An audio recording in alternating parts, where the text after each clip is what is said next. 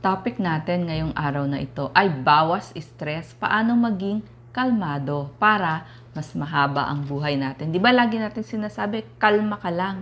So paano ba maging mahinahon, mapagtimpi, mawala ang nerbiyos, maging panatag at tahimik ang buhay. Kasi merong mga tao, busy din naman sila, abala sila, magulo din naman ang buhay nila. Pero kalma lang sila at natatanggap nila yung mga pangit at magagandang dumadating sa buhay nila. Walang malalaking issue, walang drama-drama sa buhay nila. Pero kapag merong aksidente o pagkakamali o trahedya, mabilis silang makapag-adjust. So magbibigay ako ng mga tips para hindi tayo ma-stress at maging kalmado. Number 1, may mga tao gusto laging nag-uuna sa linya, laging nagmamadali. Pag ganyan, mai-stress ka. So, mas maigi siguro kapag nakalinya, baka gusto mo sa gitna ka or dun ka sa huli para hindi ka nagmamadali, hindi ka pansinin, lalo na kung student ka, ayaw mo namang pansinin ka masyado, tsaka baka masyado mong itinataas yung mga gusto mong mangyari. Ang hirap namang abutin, baka pwede mong ibaba para maabot mo yung goal sa buhay mo. Sabi nga ni Confucius, pumili tayo ng trabaho na gustong-gusto natin para hindi natin isipin na trabaho natin yon kasi gusto natin ang ginagawa natin. Sa lugar naman ng iyong bahay o trabaho, mas maganda, walang kalat, organize. Kasi pag organize ang lugar ng pagtatrabahuhan mo, organize din ang isipan mo. So, mas maaliwalas ang pag-iisip, mas makakatrabaho tayo. Tsaka, isipin mo, may oras pa, mas maganda ginagawa ang trabaho, step by step. Unti-unti, araw-araw, gagawin mo hanggang sa matapos mo.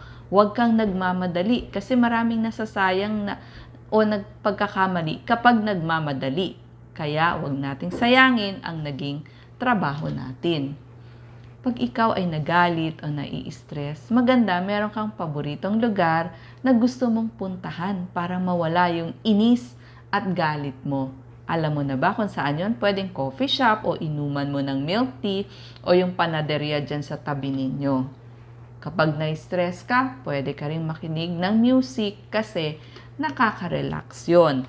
Pag merong mga pangyayari na hindi maganda, hindi mo kasalanan, huwag ka na lang makipag-usap sa mga taong mahirap kausap. Huwag ka nang makipagdebate sa kanila.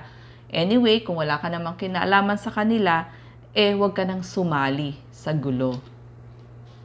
Kapag stress ka, unang-una mong pwedeng gawin, pwede kang mag-breathing exercise. Inhale, exhale, mabagal lamang, huwag yung mabilis.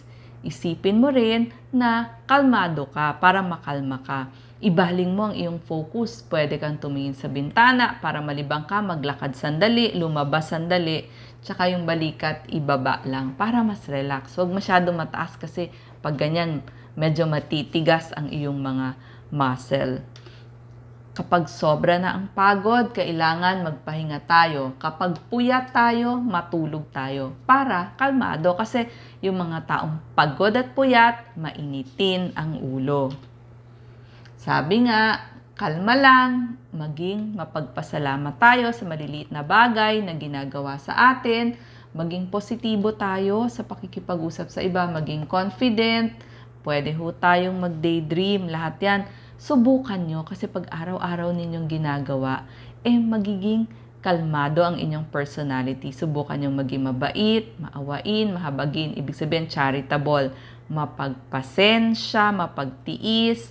So lahat yan. Pero pinaka-importante, masipag din para matapos natin yung mga gawain natin. Yan, compassion and gratitude. Isa ho yan sa mga importante sa buhay. Kapag kalmado tayo, isipin natin na mag-focus ano ba yung importante sa ating buhay para yun yung uunahin natin gawin. Yung mga hindi importante o yung mga extra-extra lang, naku, wag nyo na hong pansinin, pampadami lang ho yan ng trabaho.